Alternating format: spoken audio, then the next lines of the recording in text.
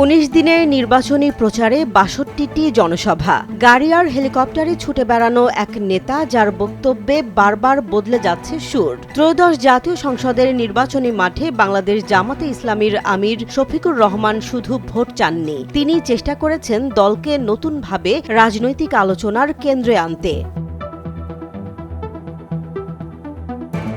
নির্বাচনী জনসভাগুলোতে শফিকুর রহমানের বক্তব্যের বিষয়বস্তু, শব্দচয়ন ও উপস্থাপনা ছিল জামাতের দীর্ঘদিনের প্রথাগত বয়ানের চেয়ে আলাদা। উন্নয়নের প্রতিশ্রুতি বা ক্ষমতার পালাবদলের প্রচলিত কথার বদলে তিনি গণভোটের মাধ্যমে রাষ্ট্রীয় পরিবর্তনের আহ্বান জানান এবং ফ্যাসিবাদ ফিরে আসার পথ বন্ধ করার কথা বলেন। প্রায় প্রতিটি জনসভায় তিনি হক, ইনসাফ ও মদিনা মডেলের কথা তুলে ধরেছেন। ক্ষমতায় গেলে ন্যায় বিচার প্রতিষ্ঠা, পাচার হওয়া অর্থ ফেরত আনা, নেতাদের সম্পদের হিসাব প্রকাশ এবং কাজের মাধ্যমে কর্মসংস্থান সৃষ্টির প্রতিশ্রুতি দেন। ভাতা ও কার্ডের বদলে কর্মসংস্থানের ধারণা তুলে ধরেছেন তিনি।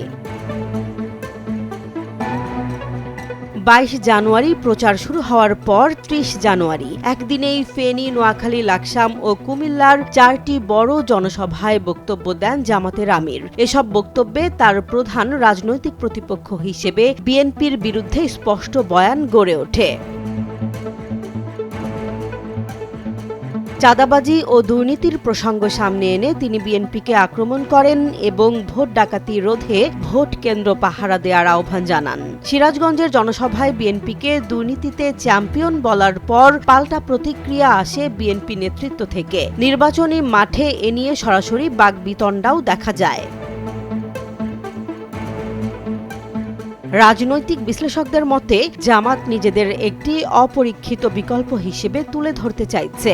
আওয়ামী লীগ ও বিএনপির শাসন মানুষ দেখেছে, এই যুক্তিতে ভোটারদের কাছে নতুন সুযোগ হিসেবে নিজেদের উপস্থাপনের চেষ্টা চলেছে। মুক্তিযুদ্ধ, নারী ও সংখ্যালঘু ইস্যুতে জামাতের অবস্থান বরাবরই বিতর্কিত, তবে এবারের প্রচারে শফিকুর রহমান এসব বিষয়ে সতর্ক ভাষা ব্যবহার করেছেন। নারীর সম্মান, নিরাপত্তা ও সংখ্যালঘুদের আস্থা অর্জনের বার্তা দিয়েছেন। নারী কর্মীদের ওপর হামলার ঘটনায় প্রকাশ্যে ক্ষোভও জানিয়েছেন। রাজনৈতিক পর্যবেক্ষকেরা বলছেন, ২৪-এর গণ অভ্যুত্থানের পর থেকে দেশি বিদেশি সংবাদ মাধ্যমে জামাত আগের চেয়ে বেশি দৃশ্যমান। সামাজিক যোগাযোগ মাধ্যমে সংগঠিত প্রচারণা, তৃণমূল পর্যায়ে ধারাবাহিক কাজ এবং তরুণ ও নারী ভোটারদের কাছে পৌঁছানোর চেষ্টা, এসবই তাদের নির্বাচনী কৌশলের অংশ। ১৯ দিনে ৬২ জনসভা, ভিন্ন ভাষা ও ভিন্ন রাজনৈতিক বয়ান, এই কৌশলে জামাত নিজেদের নতুনভাবে সামনে আনতে চাইছে। তবে এই প্রচার কৌশল ভোটারদের কতটা প্রভাবিত করবে তা নির্ধারণ করবে ১২ ফেব্রুয়ারির ভোটের দিন। সিদ্ধান্ত নেবেন ভোটাররাই। জেসমিন জাহান, নিউজ ডেস্ক, জনবাণী।